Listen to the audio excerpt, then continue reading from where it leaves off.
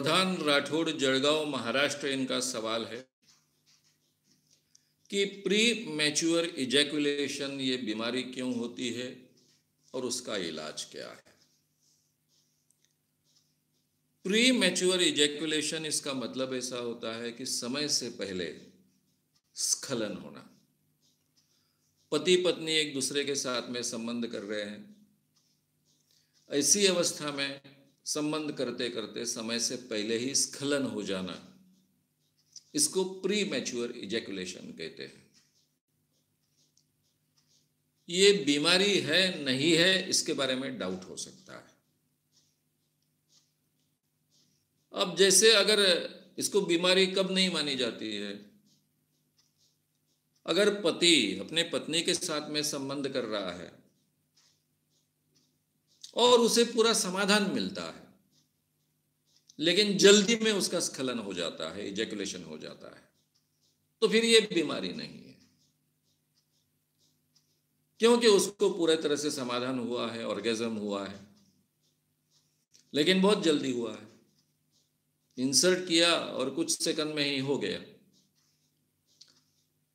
तो इसमें तो पत्नी को बहुत तकलीफ होती है, पत्नी का बिल्कुल समाधान नहीं होता है। इसलिए इसको प्रीमैच्योर इजैकुलेशन कहा जा सकता है, लेकिन पति के लिए ये प्रीमैच्योर इजैकुलेशन नहीं है।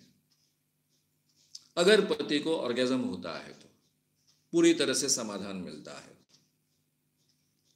इसके पीछे के कारण क्या है?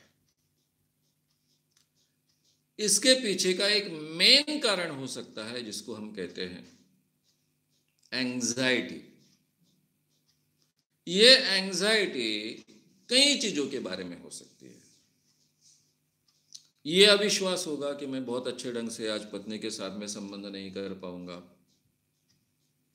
या फिर जल्दबाजी, जल्दी जल्दी कर डालूं, या फिर पुराना मेरा उस व्यक्ति का पुराना अनुभव।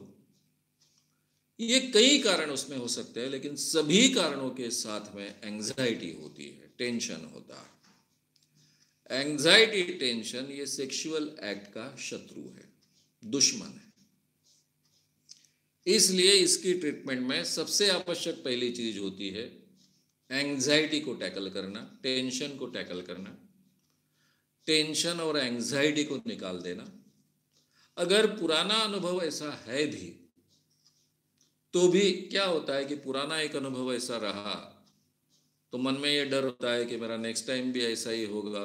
ये पुराना डर precedes second failure, precedes third failure, इस ढंग से और बढ़ते जाता है, वो प्रोसेस और ज़्यादा डीपन होते जाती है। ये भी कारण होगा तो भी उसको दूर करने के लिए पहली स्टेप होती है एंजाइटी और टेंशन दूर करना, और धीरे धीरे अपने आप को शांत, रिलैक्स अवस्था में उसके लिए ट्रेन करना। इस प्रक्रिया में सम्मोहन प्रक्रिया का बहुत सुंदर उपयोग होता है। वैसे कोई भी सेक्सुअल प्रॉब्लम्स के लिए सबसे ज़्यादा उपयोग तो से यानी हिप्नोथेरेपी का होता है। हिप्नोथेरेपी उस क्षेत्र में बहुत इफेक्टिव होती है। कुछ लोगों को बहुत ज़्यादा समय लग सकता है, कुछ लोगों को कम समय लग सकता है। प्री मैच्योर इजैकुलेशन ये कोई बहुत बड़ी समस्या नहीं है। अब रहा सवाल पति पत्नी के संबंधों में। पति पत्नी के संबंधों में अगर पुरुष के लिए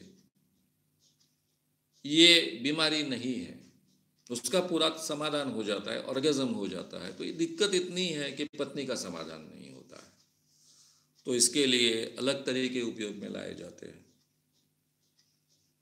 अब वो क्या तरीके हैं, ये पूरी तरह से विस्तार से तो मैं बता नहीं सकता हूँ, लेकिन थोड़ा सा यहाँ पर उल्लेख डेफिनेटली कर सकता हूँ।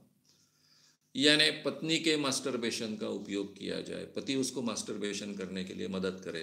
मास्टरबेशन का मतलब होता है हस्तमैथुन, ये तो हम सब जानते हैं, और ये सेक्स का हिस्सा पति पत्नी के आपस के संबंधों में बनाया जाए, तो जिस कारण पत्नी को भी समाधान मिले और पति को भी समाधान मिले, ये संभव हो सकता है। लेकिन हिप्नोथेरेपी के जरिए दोनों चीज़ें टैकल हो सकती है।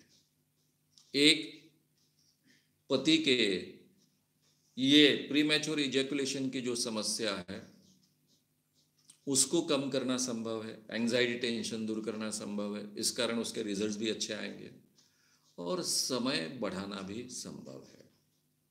ज़्यादा समय तक वो पत्नी के साथ में संबंध करे, ये समय बढ़ाने के लिए भी उसका उपयोग हो सकता है। इसलिए ये और बाद में जो दूसरी मेथड मैंने बताई वो दोनों का एक सुंदर अगर कॉम्बिनेशन करेंगे तो पति पत्नी के आपस के संबंध, सेक्सुअल संबंध बेहतर बन पाएंगे।